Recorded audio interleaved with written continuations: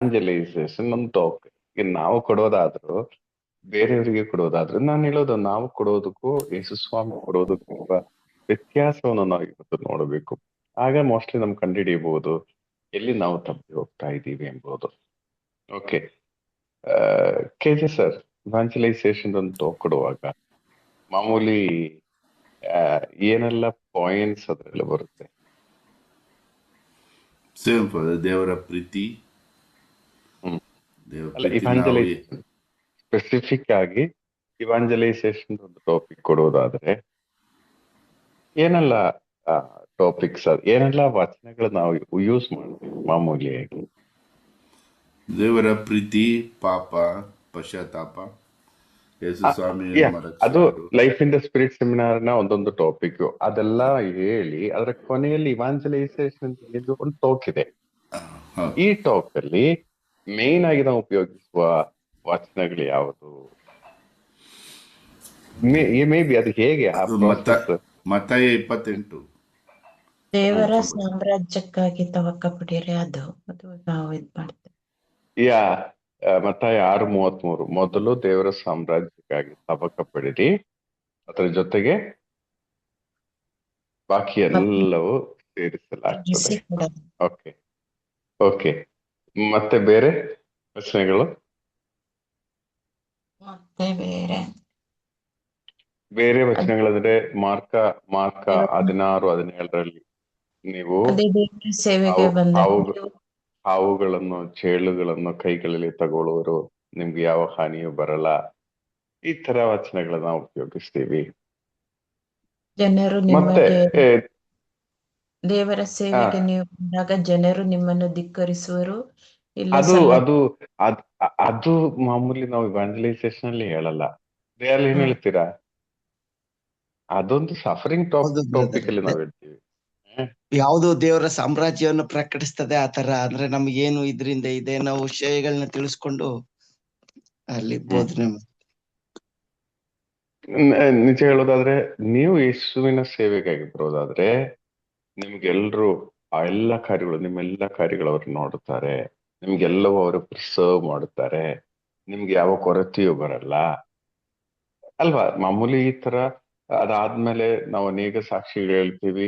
ಯೇಸು ಸ್ವಾಮಿಯ ಸೇವೆಗಾಗಿ ಒಂದು ತುಂಬಾ ಆಸ್ತಿವಂತರಾದವರು, ತುಂಬಾ ಫೇಮಸ್ ಆದವರು, ತುಂಬಾ ಆ ರೀತಿಯಲ್ಲಿರುವ ಸುಮಾರು ಟೆಸ್ಟಿಮಣಿಗಳು, ಇದೆಲ್ಲ ಸೇರಿಸಿ ಶಕ್ತವಾದ ಪ್ರೈಸನಶಿಪ್, ಅಭಿಷೇಕ, ಪ್ರಾರ್ಥನೆ ಎಲ್ಲ ಆಗುವಾಗ ಏನ್ ಅನ್ನಿಸ್ತದೆ ನಮ್ಗೆ? ಹೇಗೆ ಅನ್ನಿಸ್ತದೆ ನಮ್ಗೆ?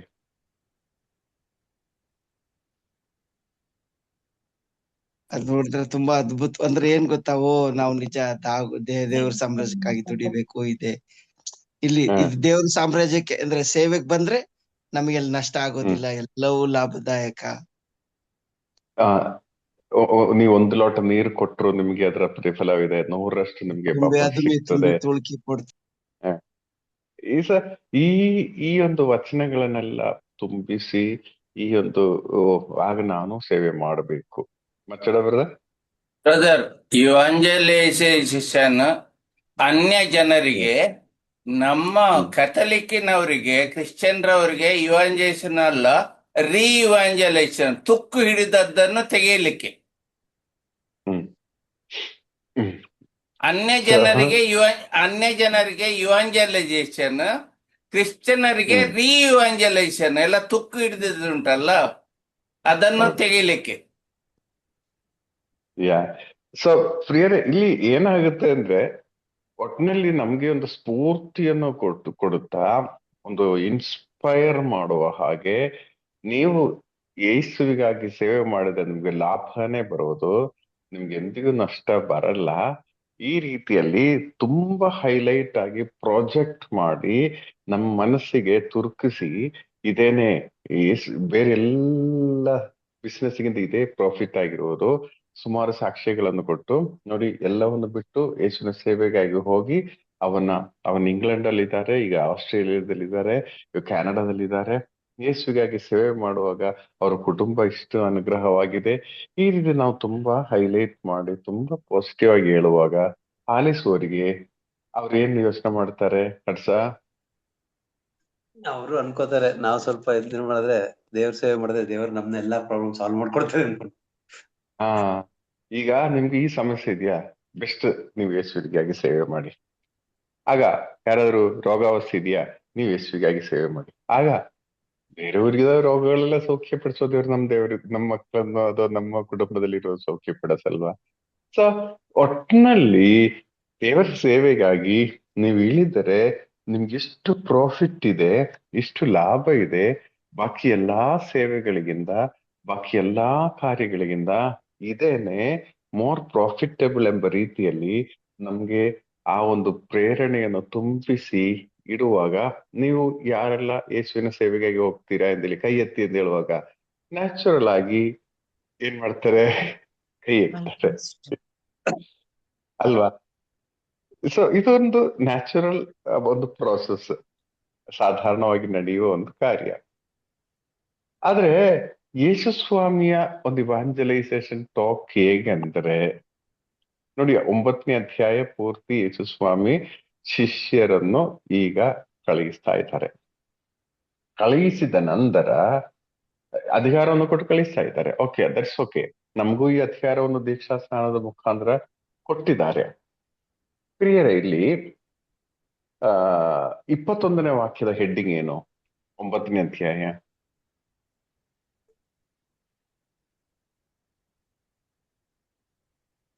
21 ಲೋಕ 20.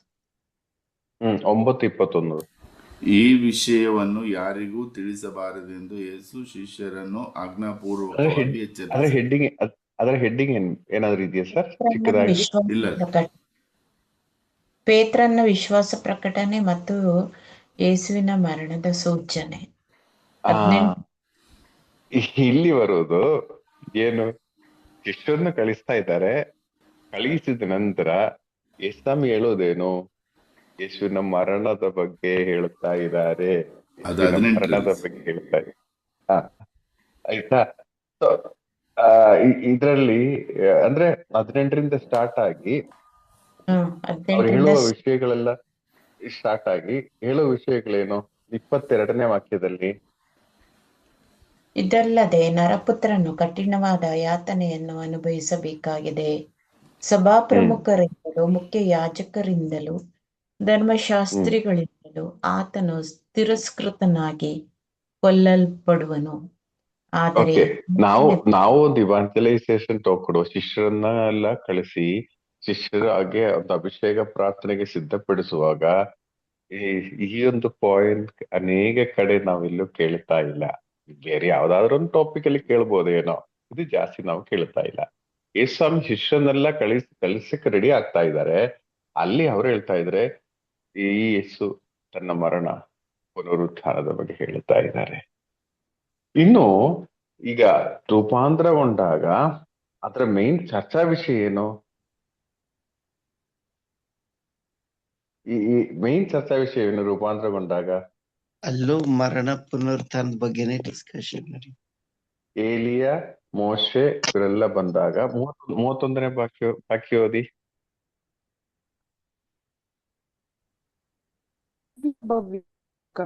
ದಿವ್ಯ ವೈಭವದಿಂದ ಖಗೋಳಿಸುತ್ತಿದ್ದ ಇವರಿಬ್ಬರು ಯೇಸು ಜೆರುಸಲೇಮಿನಲ್ಲಿ ಪ್ರಾಣತ್ಯಾಗ ಮಾಡಿ ದೈವೇಚ್ಛೆಯನ್ನು ನೆರವೇರಿಸಲಿದ್ದ ವಿಷಯವಾಗಿ ಸಂಭಾಷಿಸುತ್ತಿದ್ದರು. ಅಲ್ಲಿ ಸಂಭಾಷಿಸುವುದು, ಈ 3 ಜನರು ಸ್ಪೆಷಲ್ ಆಗಿ ಕರ್ಕೊಂಡು ಹೋಗಿ ಅಲ್ಲಿ ರೂಪಾಂತರಗೊಂಡಾಗಲು ಅಲ್ಲಿ ನಡೆಯುವ ಚರ್ಚೆ ಏನು? ಈ ಯೇಸುವಿನ ಮರಣ ಪುನರುತ್ಥಾನ. ಅದಾದ್ಮೇಲೆ 44ನೇ ವಾಕ್ಯದಲ್ಲಿ ಏನಿದೆ? 44ನೇ ವಾಕ್ಯದಲ್ಲಿ ಅಲ್ಲೂ ಸಹ ಯೇಸು ಸ್ವಾಮಿ ಮಾಡಿದ ಸಕಲ ಮಹತ್ ಕಾರ್ಯಗಳನ್ನು ಕುರಿತು ಜನರೆಲ್ಲರೂ ಸೋಜಿಗ ಪಡುತ್ತಿರುವನು. ಶಿಷ್ಯರಿಗೆ ಈ ನನ್ನ ಮಾತು ನಿಮ್ಮ ಕಿವಿಗೆ ಇಳಿಯಲಿ. ಅದೇನೆಂದರೆ, ನರಪುತ್ರನು ಜನರ ವಶಕ್ಕೆ ಒಪ್ಪಿಸಲ್ಪಡಲಿದ್ದಾನೆ. ನೋಡಿ ಪ್ರಿಯರೇ, ಈ ಒಂದು ಅಧ್ಯಾಯದ ಮುಖ್ಯವಾದ 3 ಪಾಯಿಂಟ್ಗಳಲ್ಲೂ ಯೇಸ್ವಾಮಿ ಹೇಳೋದು ತನ್ನ ಮರಣ ಪುನರುತ್ಥಾನವನ್ನು ಕುರಿತೇ ಆಗಿದೆ. ಅಂದ್ರೆ ನಾವು ನೋಡೋದಾದ್ರೆ ತುಂಬಾ ಪಾಸಿಟಿವ್ ಆಗಿರುವ ಹೈಲೈಟ್ ಏನೂ ಇಲ್ಲ. ಈ ಸಹನಗಳ ಬಗ್ಗೆನೇ ಯೇಸುಸ್ವಾಮಿ ಹೆಚ್ಚಾಗಿ ಹೇಳುವುದು. ಈಗ ನಾವು ನಮ್ಮನ್ನು ಕುರಿತು ಯೋಚನೆ ಮಾಡೋಣ. ದೇವರ ಸೇವೆಗಾಗಿ ಬರುವಾಗ ನಮ್ಮ ಮನಸ್ಸಿಗೆ ಸ್ಫೂರ್ತಿ ಕೊಟ್ಟಿರುವ ವಿಷಯ ಏನು? ಈಗ ಮುಂಜಾನೆ ಎದ್ದು ಪ್ರಾರ್ಥನೆ ಮಾಡಲು ಅಥವಾ ಕರ್ತನಿಗಾಗಿ ಈಗ ಒಂದು ಸರ್ವಿಸ್ ಟೀಮ್ ಮೆಂಬರ್ ಆಗಿ ಅಥವಾ ಒಂದು ಯಾವ್ದಾದ್ರು ಒಂದು ಪ್ರೇ ಗ್ರೂಪ್ ಮೆಂಬರ್ ಆಗಿ ಒಂದು ಕೋರ್ ಟೀಮ್ ಮೆಂಬರ್ ಆಗಿ ನಾವೆಲ್ಲ ಒಂದಲ್ಲ ಒಂದು ವಲಯದಲ್ಲಿ ಯಾವುದೋ ಒಂದು ಪಾಯಿಂಟ್ ಅಲ್ಲಿ ಇದ್ದೀವಿ. ಇದೆಲ್ಲ ಬರುವಾಗ ನಮ್ಮ ಮನಸ್ಸಿಗೆ ಸ್ಫೂರ್ತಿದಾಯಕವಾಗಿರುವ ಪಾಯಿಂಟ್ ಯಾವುದು? ಇದನ್ನ ನಾವು ಯೋಚನೆ ಮಾಡೋದು ತುಂಬಾ ಒಳ್ಳೆಯದು. ಏನಾದ್ರೂ ಕೆಲವರಿಗೆ ಅವರ ಜೀವನದಲ್ಲಿ ಬಂದ ಒಂದು ಪರಿವರ್ತನೆ ಆಗಿರಬಹುದು, ಕೆಲವರಿಗೆ ಅವರಿಗೊಂದು ರೋಗ ಸೋಕಿದ ಒಂದು ವಿಷಯ ಆಗಿರಬಹುದು, ಅಥವಾ ಬೇರೆ ಯಾವುದೋ ಒಂದು ವಿಷಯ ಆಗಿರಬಹುದು. ಆದ್ರೆ ಪ್ರಿಯರೇ, ನಾವು ಸ್ಟಾರ್ಟಿಂಗ್ ಇಂದನೇ ಈ ಒಂದು ಏನಾದ್ರೂ ಒಂದು ಪ್ರಾಫಿಟ್, ಏನೋ ಒಂದು ಅನುಗ್ರಹ, ಏನೋ ಒಂದು ಖುಷಿ, ಏನೋ ಒಂದು ಸಂತೋಷ ನಾವು ಹಿನ್ನೆಲೆಯಲ್ಲಿ ಕಂಡು ಪ್ರಾರ್ಥನೆಗಾಗಿ ಸೇವೆಗಾಗಿ ಇಳಿದವರೇ ಆಗಿರ್ಬಹುದು. ಅರ್ಥ ಏನ್ ಹೇಳ್ತೀರಾ ಈ ವಿಷಯದಲ್ಲಿ? ಮೇ ಬಿ ಒಂದು ದುಃಖದಿಂದ ಸಂತೋಷದೆಡೆಗೆ ಬಂದ ಒಂದು ವಿಷಯ, ಒಂದು ಡ್ರೈನೆಸ್ ಇಂದ ಒಂದು ಖುಷಿಗೆ ಬಂದಿರೋ ಒಂದು ಕಾರ್ಯ ಅಲ್ವಾ? ಏನ್ ಹೇಳ್ತೀರಾ ಸರ್? ಸರ್, ಇದು ನಿಜವಾಗಿ ಒಂದೇ ಕಾರ್ಯದಲ್ಲಿ ಏನಂದ್ರೆ ನಿಜವಾದ ಶಾಂತಿ, ಸಂತೋಷ ಇರೋದು ಪ್ರೇಯರ್ ಮಾತ್ರ. ಬೇರೆ ಎಲ್ಲಾ ಕಾರ್ಯಗಳು ತುಂಬಾ ಇದೆ ಎಲ್ಲ. ನಿಜವಾದ ಯೇಸುವಿನ ಶಾಂತಿ ಸಿಗೋದು ಇದೊಂದು ಕಾರ್ಯದಲ್ಲಿ ಮಾತ್ರ. ಅದೊಂದು ದೊಡ್ಡ ಒಂದು ಅನುಗ್ರಹ. ಪ್ರೇಯರಿಗೆ ಬರುವಾಗ ನಿಜವಾದ ಒಂದು ಶಾಂತಿ ಸಮಾಧಾನ ಸಿಗ್ತದೆ. ಅಂದ್ರೆ ಒಂದು ಒಂದು ಡ್ರೈನೆಸ್ನಿಂದ ಒಂದು ಶಾಂತಿ ಸಮಾಧಾನ, ಒಂದು ನೆಮ್ಮದಿ ನಮ್ಗೆ ಸಿಗ್ತದೆ. ನೀವು ಪ್ರೇಯರ್ಗೆ ಬರಲು ಕಾರಣ ಏನು? ಅದೇ ಏನೋ ಸಮಸ್ಯೆಗಳಿರ್ತದೆ, ಆ ಸಮಸ್ಯೆಯಿಂದ ಬಿಡುಗಡೆ ಒಂದು ಅದೇ ಅಲ್ಲಿಗೆ ಬಂದಾಗ ಏನೋ ಒಂದು ದೇವರ ಪ್ರೀತಿಯನ್ನ ಕಾಣ್ತೇನೆ. ನನ್ನ ಹಿಂದೆ ಇದ್ದಂತ ಎಲ್ಲ ಸಮಸ್ಯೆಗಳು ಒಂದು ಬಿಡುಗಡೆ ಹೊಂದಿ ನನಗೊಂದು ಸಮಾಧಾನ ಸಿಗ್ತದೆ ಅಂತ ಇರ್ತದೆ. ಈಗ ಈ ಪ್ರೇಯರಿಗೆ ನೀವು ಬರುವಾಗ ನಿಮ್ಮನ್ನು ಪ್ರೇಯರಿಗೆ ಕರ್ತಂದ ವ್ಯಕ್ತಿನೇ ನಾನು ಸಾಯ್ಬೇಕಾಗುತ್ತೆ, ನಾನು ಶಿಲುಬೆಗೆ ನನ್ ಸಮಸ್ಯೆ ಬಿಡುಗಡೆ ಮಾಡಿಸ್ಬೇಕಾದ್ರೆ ಸಮಸ್ಯೆ ಅಂದ್ರೆ ನಾನ್ಯಾಕೆ ಅಲ್ಲಿಗೆ ಹೋಗ್ಲಿ, ಬೇರೆ ಎಲ್ಲಾದ್ರೂ ಹುಡ್ಕೊಂಡು ಹೋಗ್ತೀನಿ ಅಲ್ವಾ? ಇದು ನಾನ್ ನಿಜ ಹೇಳ್ತೀನಿ, ಒಂದು ಸಾಕ್ಷ್ಯ. ಒಂದು ಮೇ ಬಿ ಒಂದು 10 ಅಷ್ಟ ಮೊದ್ಲಾಗ ಅನ್ನಿಸ್ತಾ ಇತ್ತು. ಆಮೇಲೆ ಡಿಸಪಾಯಿಂಟ್ ಆಗ್ಬಿಟ್ಟು ಪ್ರೇಯರ್ ಹೋಗಕ್ಕೆಲ್ಲ ಬಿಟ್ಬಿಡ್ತಾ ಇದ್ದ. ಈಗ ಅಲ್ಲ, ನಾವು ಬಂದಾಗ್ಲೇ ನೀವು ಫಾದರ್ ದಯಾಳ್ ಹುಷಾರು, ಫಾದರ್ ಅಲ್ಲಿ ಇದಂಗಿದ್ದಾರೆ, ನಾವ್ ಆಗಿರ್ಬೇಕು ಹೀಗಿರ್ಬೇಕಂದ್ರೆ ಫಾದರ್ ನಾನ್ ನಿಮ್ದೇ ಮನೇಲಿ ಇರ್ತೀನಿ, ನೀವು ಜಾಲಿಯಾಗಿರಿ ಅಂತ ಇದ್ದೆ. ಏನೋ ಒಂದು ಶಾಂತಿ ಸಿಗ್ತದೆ. ನೀವು ಯಾವಾಗ ಧೈರ್ಯ ಅಂದ್ರೆ ಇಲ್ಲಿ ನೈಜ ಶಾಂತಿ ಇದೆ, ನಮ್ ನೆಮ್ಮದಿ ಇದೆ, ದೇವ್ರ ಪ್ರೀತಿ ಸಿಗ್ತದೆ ಅಂದ್ರೆ ತಾನೇ ನಾನ್ ಬರೋದು. ಕಷ್ಟ ಇದೆ ದಯಾಳ್, ಪ್ರತಿ ದಿವ್ಸ ನೀವ್ ಹಿಂಗೆಲ್ಲ ಮಾಡ್ಬೇಕು, ಹಂಗೆಲ್ಲ ಮಾಡಿದ್ರೆ ಗುಡ್ ಬೈ ಬ್ರದರ್ ಅನ್ಬಿಡ್ತೀವಿ.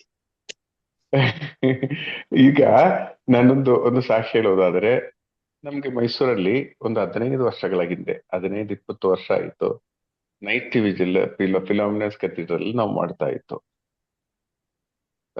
ಪ್ರಾರಂಭದಲ್ಲಿ ಸ್ವಲ್ಪ ಜನ ಆಗಿ ಬರುತ್ತಾ ಒಂದು 150-200 ಜನ ಬರಕ್ಕೆ ಸ್ಟಾರ್ಟ್ ಆಯ್ತು, ಒಂದು ಚಿಕ್ಕ ಕ್ಲಾಸ್ ರೂಮ್ ಅಲ್ಲಿ. ಆಗ ಮೈಕೆಲ್ಲ ಇಟ್ಟು ನಾವು ಮಾಡಬೇಕಾಗಿ ಬಂತು ನೈಟ್ ವಿಜಿಲ್. ಒಂದಿನ ರಾತ್ರಿ ಸುಮಾರು 2 ಗಂಟೆ ಆದಾಗ ಪೊಲೀಸ್ ಬಂದು ಸ್ಟಾಪ್ ಮಾಡಿ ಮೈಕ್ ಬೇಡ ಅದು ಇದು ಅಂತ ಹೇಳಿ ಸ್ವಲ್ಪ ಎದುರಿಸಿ ಹೋದ್ರು. ಯಾರಿದ್ದಾರೆ ಈ ಗ್ರೂಪ್ ಇಂದ? ಯಾರು ಹಡ್ಸ ಇದ್ರ? ಇಲ್ಲ ಸರ್, ಇಲ್ಲ. ನಿಮ್ಮಲ್ಲಿ ಯಾರಾದ್ರೂ ಇದ್ರ? ಸಾಯಿ ಮೇರಿ ಮಿಸ್ ನೀವಿದ್ರ?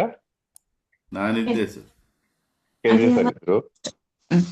ಓಕೆ, ಬೇರೆ ಯಾರು ಇರ್ಲಿಲ್ಲ ಅನ್ಸುತ್ತೆ. ಕೆಜೆ ಸರ್ ಇದ್ರು. 150-200 ಜನ ಇದ್ದ ನೈಟ್ ವಿಜಿಲ್, ಮಾರನೇ ನೈಟ್ ವಿಜಿಲ್ಗೆ 50 ಜನನೂ ಇಲ್ಲ. 50 ಜನನೂ ಇಲ್ಲ. ಬೇರೆ ಏನೂ ಇಲ್ಲ, ಕಾರಣ ಈ ಪೊಲೀಸ್ ಬಂದು ಹೋದ್ರು ಅಷ್ಟೇ. ಅದಾದ್ಮೇಲೆ ಇನ್ನು ಸ್ವಲ್ಪ ಕಾಲದಲ್ಲಿ ನೈಟ್ ವಿಜಿಲೇ ಸ್ಟಾಪ್ ಮಾಡಬೇಕಾಗಿರೋ ಪರಿಸ್ಥಿತಿ ಆಯಿತು. ಪ್ರಿಯರೇ, ಏನಾಗುತ್ತೆ ಅಂದ್ರೆ ನಾವು ಅದು ಸೆಟ್ ಫಿಲಮಿನಲ್ಲಿ ಮಾಡ್ತಾ ಇದ್ರಲ್ಲ ಆಗ ಮಾಸ್ಟರ್. ಹೌದು. ಅವಾಗ ನಾನಿದ್ದೆ. ಸೊ ಏನಾಗಿತ್ತಂದ್ರೆ, ಇಲ್ಲಿ ಬಂದ್ರೆ ಏನಾದ್ರು ಪ್ರಾಬ್ಲಮ್ ಆಗ್ಬಿಟ್ರೆ ಬೇಡವೇ ಬೇಡ, ನೈಟ್ ವಿಜಿಲ್ ಬೇಡ, ಬೇರೆ ಡೇ ಟೈಮಲ್ಲಿ ಪ್ರಾರ್ಥನೆ ಮಾಡಿದ್ರೆ ಸಾಕಲ್ಲ. ಪ್ರಿಯರೇ, ಈ ಒಂದು ಭಯದಿಂದ, ಈ ಒಂದು ಇದರಿಂದ ಅದೇ ಕ್ಯಾನ್ಸಲೇ ಆಯ್ತು, ಯಾರು ಬರ್ತಾ ಇಲ್ಲ. ಸೊ ಪ್ರಿಯರೇ, ನಾವು ಒಬ್ಬೊಬ್ರು ಯೋಚನೆ ಮಾಡಿ ನೋಡಿ, ಅಷ್ಟು ಶಕ್ತವಾಗಿ ನಡೆದ night division one fine morning ಅಲ್ಲಿ ಇಲ್ಲದಂತೆ ಆಯ್ತು. ಇದೇ ರೀತಿಯಲ್ಲಿ ನಾವು ಆ, ಏನಾದ್ರೂ ಒಂದು ಸಹನೆಗಳು, ಏನಾದ್ರೂ ಒಂದು ಖುಷಿ, ಹರ್ಷನ್ ಹೇಳಿದ ಹಾಗೆ ಒಂದು ನೆಮ್ಮದಿ ಬರುತ್ತೆ. ಎಷ್ಟೋ ಜನ ಸರ್ವಿಸ್ ಟೀಮಿಗೆ ಕೋರ್ ಟೀಮಿಗೆ ಬರಲ್ಲ. ಕಾರಣ ಏನಂದ್ರೆ, ಅಯ್ಯೋ ಇರೋ ನೆಮ್ಮದಿನೂ ಹೋಗ್ತದೆ, ಬೇಡಪ್ಪ ನಮ್ಗೆ ಆಯ್ತು, ನಮ್ ಪಾಡಾಯ್ತು, ನಾವು ಪ್ರಾರ್ಥನೆ ಮಾಡಿ ನಾವು ಹೋಗ್ತೀವಿ ಎಂಬ ರೀತಿಯಲ್ಲಿ ಇರುವವರು ಇದ್ದಾರೆ. ಸೊ ಏನಾಗುತ್ತೆ ಆದ್ರೆ, ಎಲ್ಲ ಖುಷಿಯಾಗಿ ನಡೆದರೆ ಓಕೆ. ಯೇಸುವಿಗಾಗಿ ನಾವು ಸೇವೆ ಮಾಡುವಾಗ ನಮಗೆ ಬೇಕಾಗಿರೋ ಕಾರ್ಯಗಳು ಚೆನ್ನಾಗಿ ನಡೆದರೆ ಎಲ್ಲ ಓಕೆ ಓಕೆ ಆಗಿ ಹೋದ್ರೆ ಖುಷಿ, ಓಕೆ. ಆಗ ನಮ್ಗೇನ ಒಂದಿನ ಹೋಗದೇ ಇದ್ರೆ, ಹೋಗದೇ ಇರೋದ್ರಿಂದ ಇದಾಯ್ತು, ಅದರಿಂದ ಏನಾಗ್ತದೆ, ನಾವು ಹೋಗಲೇಬೇಕು. ಇಲ್ದೇ ಏನಾಗ್ತದೆ, ಹೋಗದೇ ಇದ್ರೆ ಬಿಟ್ಟು ಬೀಳುತ್ತದೆ, ಅದರಿಂದ ಹೋಗೋಣ. ಸುಮಾರು ಜನ ಪ್ರಾರ್ಥನೆಗೆ ಬರೋದು, ಸುಮಾರು ಜನ ದೇವರ ಸೇವೆಗಾಗಿ ಹೋಗೋದು ಭಯದಿಂದ ಹೋಗೋರು ಇದ್ದಾರೆ. ಹೋಗದಿದ್ರೆ ಅಂದ್ರೆ ಪೆಟ್ಟು ಬಿದ್ದು ಬಿಟ್ರೆ ಅವರೇ ಲೊಕೇಟ್ ಮಾಡ್ತಾರೆ. ಈಗ ಒಂದು ಬೆಕ್ಕು ಮುಂದೆ ಹೋದಾಗ ಏನೋ ಪ್ರಾಬ್ಲಮ್ ಆಯ್ತು ಅಂತ ಹೇಳ್ತಿರಲ್ಲ, ಅದನ್ನ ಮನಸ್ಸಲ್ಲಿ ಫಿಕ್ಸ್ ಮಾಡುವಾಗ, ಮತ್ತೆ ಯಾವತ್ತಾದ್ರೂ ಬೆಕ್ಕು ನಾನ್ ನೋಡಿದ್ದೀನಿ ಎಷ್ಟೋ ಸತಿ, ಕೆಲವು ಗಾಡಿಯಲ್ಲಿ ಬರುವಾಗ ಬೆಕ್ಕು ಕ್ರಾಸ್ ಮಾಡುವಾಗ ಗಾಡಿ ಹಾಗೆ ತಿರುಗಿಸಿ ಬ್ಯಾಕ್ ಸೈಡ್ ಹೋಗೋದು ನೋಡಿದ್ದೀನಿ. ಆ ಭಯ ಇರೋದ್ರಿಂದ, ಅದೇ ರೀತಿ ಭಯ ಇರೋದ್ರಿಂದ ಏನಾಗ್ತದೆ, ಸರಿ ನಾವು ಡೈಲಿ ಪೂಜೆಗೆ ಹೋಗೋಣ, ಡೈಲಿ ಪ್ರಾರ್ಥನೆಗೆ ಹೋಗೋಣ, ಮುಂಜಾನೆ ಎದ್ದೋಳೋಣ, ಕಷ್ಟ ಆದ್ರೂ ಅಟ್ಲೀಸ್ಟ್ ವಿಡಿಯೋ ಆನ್ ಮಾಡದಿದ್ರು ಪರವಾಗಿಲ್ಲ, ಜಸ್ಟ್ ಎಂಟ್ರಿ ಆಗೋಣ. ಸೊ ಇದೊಂದು ಭಯನೇ, ಒಂದು 50% ಭಯದಿಂದನೇ. ಅಲ್ಲಿ ಅವ್ರು ಏನ್ ಯೋಚನೆ ಮಾಡ್ತಾರೆ, ಇವರೇನ್ ಹೇಳ್ತಾರೆ, ಮತ್ತೆ ಅವರು ಫೋನ್ ಮಾಡಿ ಯಾಕೆ ಬರ್ತಾ ಇಲ್ಲ ಅಂತ ಹೇಳ್ತಾರೆ, ಬೇಡ ಯಾಕೆ ತಾಪತ್ರ ಫೋನ್ ಮಾಡಿ ಇಟ್ಟಿಡೋಣ. ಪ್ರಿಯರೇ, ಎಷ್ಟೋ ರೀತಿಯಲ್ಲಿ ನಮ್ಮ ಪ್ರಾರ್ಥನೆಯ, ನಮ್ಮ ಶುಶ್ರೂಷೆಯ ಕಾರ್ಯಗಳೆಲ್ಲ ಒಂದ್ ಕಡೆ ಭಯದಿಂದ ಇದೆ, ಒಂದ್ ಕಡೆ ಏನೋ ಒಂದು ಸಂತೋಷ ಎಕ್ಸ್ಪೆಕ್ಟ್ ಮಾಡಿದೆ. ಆದ್ರೆ ಇದೆಲ್ಲ ಇರುವಾಗ ಯೇಸ್ವಾಮಿ ಇಲ್ಲಿ ಹೇಳೋದು, ಕರೆದು ಅಭಿಷೇಕ ಮಾಡಿ ಕಳಿಸಿದ ನಂತರ ಅವರಿಗೆ ಸ್ಫೂರ್ತಿ ಕೊಟ್ಟು, ನೀವು ಏನೇ ಆದ್ರೂ ಪರವಾಗಿಲ್ಲ, ನಾನಿದ್ದೇನೆ, ನಿಮ್ಗೆ ಏನ್ ಬಂದ್ರು ನಾನ್ ನೋಡ್ತೀನಿ, ಆ ರೀತಿಯಲ್ಲಿ ಒಂದು ರೆಸ್ಪಾನ್ಸ್ ಅಲ್ಲ ಯೇಸ್ವಾಮಿ ಹೇಳೋದು. ಯೇಸ್ವಾಮಿ, ನಾನ್ ಸಾಯ್ಬೇಕಾಗುತ್ತೆ, ನನ್ಗೆ ಈ ಜೆರೂಸಲೇಮ್ನಲ್ಲಿ ನನ್ಗೆ ಸಾವು ಹತ್ತಿರದಲ್ಲಿದೆ, ಈ ರೀತಿ ಅವರು ಇರುವ ವಿಷಯಗಳು ಇರೋ ಹಾಗೇನೆ ಹೇಳ್ತಾ ಇದ್ದಾರೆ, ಎಲ್ಲೂ ಎಕ್ಸಾಜರೇಟ್ ಮಾಡ್ತಾ ಇಲ್ಲ. ಇದು ನಾನ್ ಯಾಕೆ ಇಷ್ಟೊಂದು ಹೇಳೋದೇನಂದ್ರೆ, ನಂತರ ಈಗ 9:57 ನಾವು ಧ್ಯಾನಿಸುವಾಗ 3 ಜನರನ್ನ ಈ ಸ್ವಾಮಿ ಕರೀತಾ ಇದ್ದಾರೆ. ಆದ್ರೆ ಆಕ್ಚುಲಿ ಇಬ್ಬರನ್ನು ಕರೀತಾ ಇದ್ದಾರೆ, ಒಬ್ರು ಅವರೇ ಮುಂದೆ ಬರ್ತಾ ಇದ್ದಾರೆ. ಓಕೆ, ಇದು ನಾವೊಂದು ಕಲಿಯಬೇಕಾಗಿರೋ ತುಂಬಾ ಮುಖ್ಯವಾದ ಒಂದು ವಲಯವಾಗಿದೆ. ಓದ್ತೀರಾ 57? ಅವರೆಲ್ಲರೂ ದಾರಿಯಲ್ಲಿ ಹೋಗುತ್ತಿದ್ದಾಗ ಒಬ್ಬನು ಯೇಸುವಿಗೆ, ನೀವು ಎಲ್ಲಿಗೆ ಹೋದರೂ ನಿಮ್ಮನ್ನು ಹಿಂಬಾಲಿಸುತ್ತೇನೆ ಎಂದನು. ಯಾರು ಹೇಳಿರೋದು? ಒಬ್ಬನು ಯೇಸುವಿಗೆ.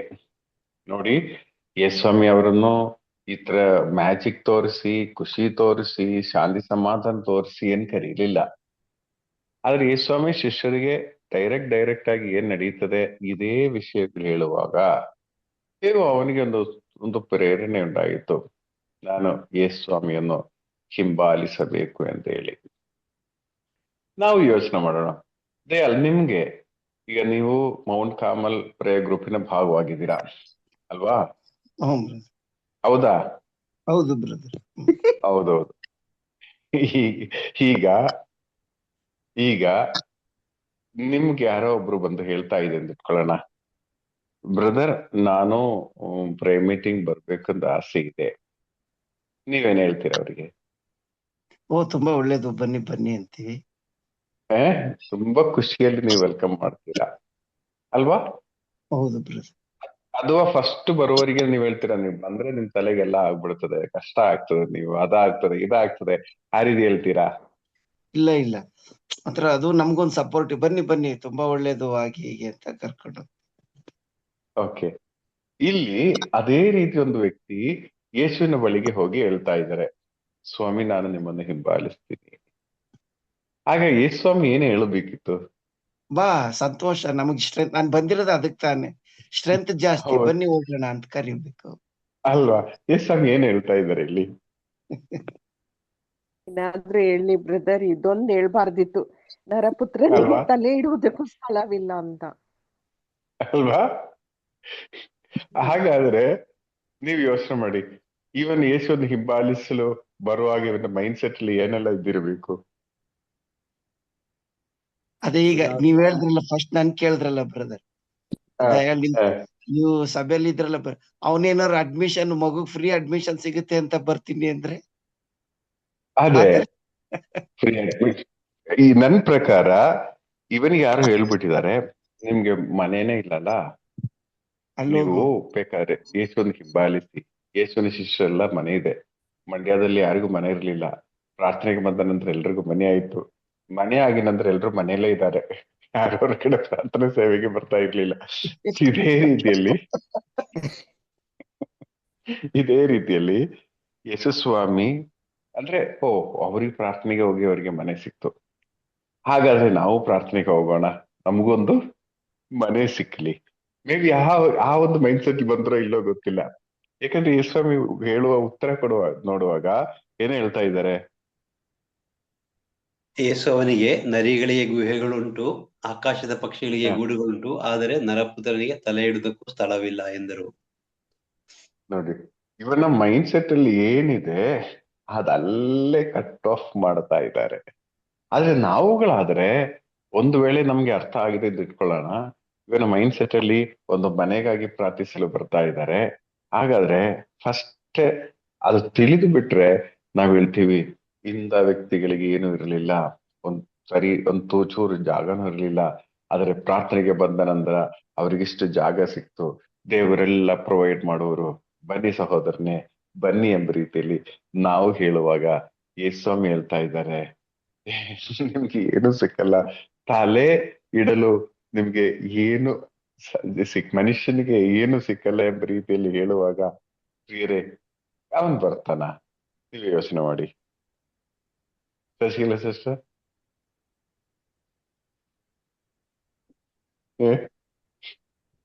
ಇದ್ರಲ್ಲೇ ಬಂದಿರ್ತಾರೆ. ನಾವು ಯೋಚನೆ ಮಾಡ್ತೀವಿ, ಪತ್ರ- ಆ, ಆ, ನಾವು ಯೋಚನೆ ಮಾಡ್ತೀವಿ, ಯೇಸುಸ್ವಾಮಿಗೇನು ಇದರಲ್ಲಿ ಸ್ಟ್ರಾಟಜಿ ಸರಿ ಇಲ್ವಾ? ಈ ಶಿಷ್ಯತ್ವವನ್ನು ಕರೆಯಲು ಏನು ಇನ್ನೂ ಸ್ವಲ್ಪ ಟ್ಯಾಕ್ಟ್ಫುಲ್ ಆಗಿ ಅವ್ರು ಕರಿಬೇಕಲ್ಲ, ಇನ್ನೂ ಸ್ವಲ್ಪ ಮಾತು ಟೆಕ್ನಿಕ್, ಮಾತು ಮಾತ್ರ ಬಹಳ ಖಡಕ್ ಆಗಿತ್ತು. ಹಾ, ಸ್ಟ್ರೈಟ್ ಫಾರ್ವರ್ಡ್ ಆಗಿ. ಪ್ರಿಯರೇ, ಈ ಒಂದು ಸ್ಟ್ರೈಟ್ ನೋಡಿ, ಆ ಟೈಮಲ್ಲಿ ಅವರು ಬಂದಿರೋದೇ ಶಿಷ್ಯರನ್ನು ಆರಿಸಿ ಒಂದು ದೇವರ ಸಾಮ್ರಾಜ್ಯವನ್ನು ಬಿಲ್ಡಪ್ ಮಾಡೋದಕ್ಕೆ. ಇಂಥವ್ರು ಯಾರಾದ್ರೂ ಬಂದ್ಬಿಟ್ರೆ, ನಾವುಗಳಾದ್ರೆ ಬನ್ನಿ ನಿಮ್ಗೆ ಕೋರ್ ಟೀಮಲ್ಲಿ ನಾವು ಸೇರಿಸ್ತೀವಿ, ಮಾತ್ರ ಅಲ್ಲ, ಬರೋ ದಿನಗಳಲ್ಲಿ ನೀವೇ ಮುಖಂಡರಾಗ್ತೀರಾ, ನಮ್ಗೆ ಬೇಕಾಗಿರೋದು ನಿಮ್ಮಂತವರೇ, ನಾನು ನಿಮ್ಮನ್ನು ಹಿಂಬಾಲಿಸ್ತೀನಿ ಅಂತ ಹೇಳುವವರೇ ನಮ್ಗೆ ಬೇಕಾಗಿರೋದು. ಪ್ರಿಯರೇ, ಯೇಸ್ವಾಮಿ ಯಾವ ರೀತಿಯಲ್ಲಿ ಅದು ನೋಡಿ ಜುಮ್ ಅಂತ ಅನ್ಸಿಲ್ಲ ಅವರಿಗೆ.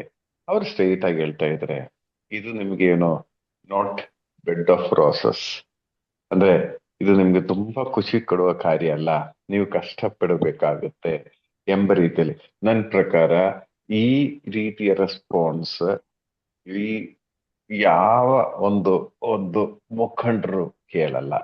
ಸ್ವಲ್ಪ ನೈಸ್ ಆಗಿ, ಟೆಕ್ನಿಕಲ್ ಆಗಿ, ಸಾಫ್ಟ್ ಆಗಿ, ಆ, ಬನ್ನಿ ಬಂದು ಅನುಭವಿಸಿ, ನಿಮ್ಗೆ ಹೇಗೆ ಅನಿಸ್ತಾ ತೀರ್ಮಾನಿಸಿ ಎಂಬ ರೀತಿಯಲ್ಲಿ ಹೇಳುವ ಕಡೆ ಎಷ್ಟು ಸ್ಟ್ರೈಟ್ ಆಗಿ ಹೇಳ್ತಾ ಇದ್ದಾರೆ, ಈ ನಿಮ್ಮ ಎಕ್ಸ್ಪೆಕ್ಟೇಷನ್ ಫುಲ್ಫಿಲ್ ಆಗಲ್ಲ ಎಂಬ ರೀತಿಯಲ್ಲಿ.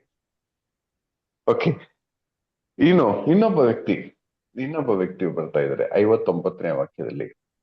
ಇನ್ನೊಬ್ಬನಿಗೆ ಯೇಸು, ನನ್ನನ್ನು ಹಿಂಬಾಲಿಸು ಎಂದು ಹೇಳಿದಾಗ ಅವನು, ಸ್ವಾಮಿ, ಮೊದಲು ನನ್ನ ತಂದೆಯ ಉತ್ತರ ಕ್ರಿಯೆಯನ್ನು ಮುಗಿಸಲು ನನಗೆ ಸಮಯ ಕೊಡಿ ಎಂದನು. ನೋಡಿ, ಎರಡನೇ ವ್ಯಕ್ತಿಗೆ ಯೇಸ್ವಾಮಿ ಹೇಳ್ತಾ ಇದ್ದಾರೆ. ಮೊದಲನೇ ವ್ಯಕ್ತಿ ಅವನೇ ಸ್ವಂತವಾಗಿ ಬಂದು ಯೇಸುವಿನ ಹತ್ರ ಬರ್ತಾ ಇದ್ದಾರೆ. ಎರಡನೇ ವ್ಯಕ್ತಿಗೆ ಯೇಸ್ವಾಮಿ ನನ್ನನ್ನು ಹಿಂಬಾಲಿಸು ಅಂತ ಹೇಳುವಾಗ ನೀವು ಯೋಚನೆ ಮಾಡಿ, ಯೇಸ್ವಾಮಿ ನನ್ನನ್ನು ಹಿಂಬಾಲಿಸು ಅಂತ ಹೇಳೋದಾದ್ರೆ ಅರ್ಥ ಏನಿರ್ಬೋದು? K J sir.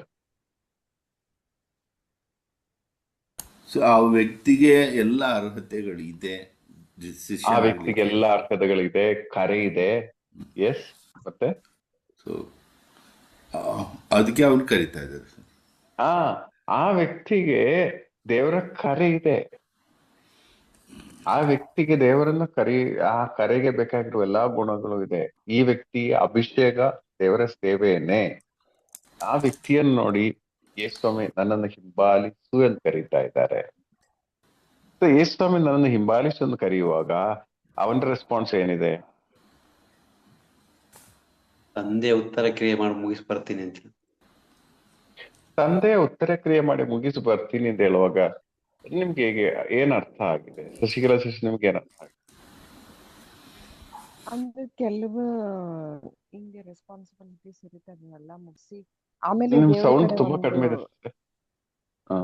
ದೇವ್ರ ಕಡೆ ಒಂದು ಫುಲ್ ಟೈಮ್ ಇದು ಕೊಡೋಣ ಅಂತ ಅನ್ಕೊಂಡು. ಹೌದಾ? ಓಕೆ. ಬೇರೆಯವರು ನಿಮ್ಗೆ ಬ್ರದರ್ ಎಲ್ರಿಗೂ ಆಕ್ಚುಲಿ ಉತ್ತರ ಕ್ರಿಯೆ ಅಂತಂದ್ರೆ ಈಗ ನೋಡಿ ರೆಸ್ಪಾನ್ಸಿಬಿಲಿಟಿ ಹೆಂಗಿರ್ತದ. ಒಂದ್ ವೇಳೆ ತಂಗಿ ಇದ್ರೆ ಮದ್ವೆ ಮಾಡ್ಬೇಕು, ಅವ್ರ ಅಮ್ಮನ ಕಾಯಿಲೆ ಇದ್ರೆ ಹಾಸ್ಪಿಟಲ್, ಎಲ್ಲಾನು ಮುಗಿಸಿ ಬರೋದಂದ್ರೆ ಹೆಚ್ಚು ಕಡಿಮೆ ಜೀವನನೇ ಮುಗ್ದೋಯ್ತಲ್ಲ. Okay okay okay. ಬೇರೆ ಏನಾದ್ರು ಅವ್ರ ನಿಮ್ಗೆ ಅನಿಸ್ತಾ ಇದೆ? ತಂದೆ ತಾಯಿ ಇದ್ದಾರೆ, ಅವ್ರನ್ನ ಸರಿಯಾಗಿ ನೋಡ್ಕೊಂಡು ಅವ್ರು ಸಾಯೋವರೆಗೂ ಅವ್ರ ಜೊತೆಗೆ ಇದ್ದು ಆನಂತರ ಬಂದು ಹಿಂಬಾಲಿಸ್ತೀನಿ ಅಂತ ಇರ್ಬೋದು. ಉತ್ತರ ಕ್ರಿಯೆ ಅಂತ ಹೇಳುವಾಗ ಈಗ ನೀವು ಯೋಚನೆ ಮಾಡಿ, ಈಗ ಸತ್ತಿರುವ ಅವಸ್ಥೆಯಲ್ಲಾದ್ರೆ ಖಂಡಿತವಾಗಿಯೂ ಆ ದಿನ ಸಮಾಧಿಯಾಗಿದ್ದೇನು ಜಾಸ್ತಿ ದಿನ ಇಡಲ್ಲ. ತಂದೆ ಸತ್ತು ಮನೆಯಲ್ಲಿ ಮಲಗಿರುವಾಗ ಇವನು ಹೊರಗಡೆ ತಿರುಗಾಡಿ ಈ ಶುಶ್ರೂಷೆ ದೇವರ ವಚನ ಆಲಿಸಕ್ಕೆ ಹೋಗಲ್ಲ ನನ್ಗೆ ಅನಿಸ್ತಾ ಇದೆ. ದಟ್ ಮೀನ್ಸ್ ನನ್ ಪ್ರಕಾರ ಅಪ್ಪ ಒಂದ್ ರೀತಿಯಲ್ಲಿ ಡೆತ್ ಬೆಡ್ ಅಲ್ಲಿ ಇದ್ದಾರೆ. ಅಂದ್ರೆ ಮೇ ಬಿ ಕಾಯಿಲೆನೋ ಏನೋ ಏಜ್ ಫ್ಯಾಕ್ಟರ್ ಏನೋ ಇದೆ. ಈಗ ಏನ್ ಇವನ ಟಾರ್ಗೆಟ್ ಅಂದ್ರೆ, ಈಗ ಯಹೂದ್ಯ ಸಂಪ್ರದಾಯದಲ್ಲಿ ಅಪ್ಪನ ಆಸ್ತಿ ಯಾವಾಗ ಸಿಗ್ತದೆ? ಅಪ್ಪ ಜೀವಂತರಾಗಿರುವಾಗ ಕೊಡಲ್ಲ. ದುಂದುಗಾರನ ಮಗನಿಗೆ ಕೊಟ್ಟ ಹಾಗೆ ಅದು ಎಗೇನ್ಸ್ಟ್ ದ ಲೋನೆ. ಅಪ್ಪ ಇರುವಾಗ ಅಪ್ಪನ ಆಸ್ತಿ, ಅಪ್ಪ ಸತ್ತ ನಂತರನೇ ಅಪ್ಪನ ಆಸ್ತಿ ಡಿವಿಷನ್ ಆಗುವುದು. ಇಲ್ಲಿ ಅಪ್ಪನ ಉತ್ತರ ಕ್ರಿಯೆ ಮಾಡಿ ಬರ್ತೀವಿ ಅಂತ ಹೇಳುವಾಗ ಇದರ ಹಿನ್ನೆಲೆಯಲ್ಲಿ ಇವನ್ನ ಮೈಂಡ್ ಸೆಟ್ ಇದೆ ಏನು, ಹೇಗಾದ್ರೆ ದೇವರ ಸೇವೆಗೆ ಹೋಗ್ತಾ ಇದ್ದೇನೆ, ಆಸ್ತಿನೂ ಒಂದು ಬರೆದಿಟ್ರೆ ನಾನು ದೇವರ ಸೇವೆ ಮಾಡಿ ಮುಗಿಸಿ ಬರುವಾಗಲೂ ನಮ್ಗೆ ಸ್ವಲ್ಪ ಆಸ್ತಿ ಇರುತ್ತಲ್ಲ, ಆಯ್ತಲ್ಲ. ಸೊ ಇವನ್ಗೆ ಆ ಅಪ್ಪನ ಆಸ್ತಿಯ ಮೇಲೆ ಆ ಒಂದು ಪ್ಲಾನ್ ಇದೆ. ಅದರಿಂದ ಯೇಸಮ್ಮ ಹೇಳ್ತಾ ಇದ್ರೆ ಸತ್ತವರು ಮುಂದುವರಿಸಿ ಸತ್ತವರನ್ನು ಸಮಾಧಿ ಮಾಡಿಕೊಳ್ಳಲಿ, ಸತ್ತವರ ಸಮಾಧಿ ಮಾಡಿಕೊಳ್ಳಲಿ ಎಂದರು. ನಿಮಗೆ ಈ ಕರೆ ಇದೆ, ನೀನು ಬಾ. ಯೇಸಮ್ಮ ಪುನಃ ಒತ್ತು ಕೊಟ್ಟು ಹೇಳ್ತಾ ಇದ್ದಾರೆ, ನೀನು ಬಾ ಎಂದು ಹೇಳುವಾಗ ಈ ವ್ಯಕ್ತಿ ಏನ್ ಮಾಡ್ತಾ ಇದ್ದಾನೆ? ಮುಂದುವರಿಸಿ ಓದಿ. ನೀನಾದರೂ ಹೋಗು, ದೇವರ ಸಾಮ್ರಾಜ್ಯವನ್ನು ಪ್ರಚಾರ ಮಾಡು ಎಂದು ಹೇಳಿದರು. ನೀನಾದರೂ ಹೋಗು ಅಂದ್ರೆ ಈ ಎರಡನೇ ವ್ಯಕ್ತಿಗೆ ಪವರ್ಫುಲ್ ಕರೆ ಇದೆ. ಅರ್ಥ ಆಯ್ತಲ್ಲ? ಇವನ್ ಹೇಳೋದೇನೋ ಸ್ವಲ್ಪ ಅಪ್ಪನ ಸೆಟಲ್ ಮಾಡಿ ಆಸ್ತಿ ಎಲ್ಲ ಪ್ರಾಪರ್ ಆಗಿ ಡಿವೈಡ್ ಮಾಡಿ ಅದಾದ್ಮೇಲೆ ನಾನು ಬರ್ತೀನಿ. ಯೇಸಮ್ಮ ಬಿಡ್ತಾ ಇಲ್ಲ, ನೀನು ಹೋಗಿ ದೇವರ ಶುಭ ಸಂದೇಶವನ್ನು ಸಾರಿ. ಅವನು ಹೋಗಿದೆಯೋ ಇಲ್ವೋ ನಮ್ಗೆ ಗೊತ್ತಿಲ್ಲ. ಓಕೆ. ಇನ್ನು ಮೂರನೇ ಒಂದು ವ್ಯಕ್ತಿ 61ನೇ ವಾಕ್ಯದಲ್ಲಿ, ಮತ್ತೊಬ್ಬನು ನಿಮ್ಮನ್ನು ಹಿಂಬಾಲಿಸುತ್ತೇನೆ ಪ್ರಭು, ಆದರೆ ಮೊದಲು ಮನೆಯವರು ಬೀಳ್ಕೊಟ್ಟು ಬರಲು ಅಪ್ಪಣೆ ಆಗಬೇಕು ಎಂದನು. ನೋಡಿ,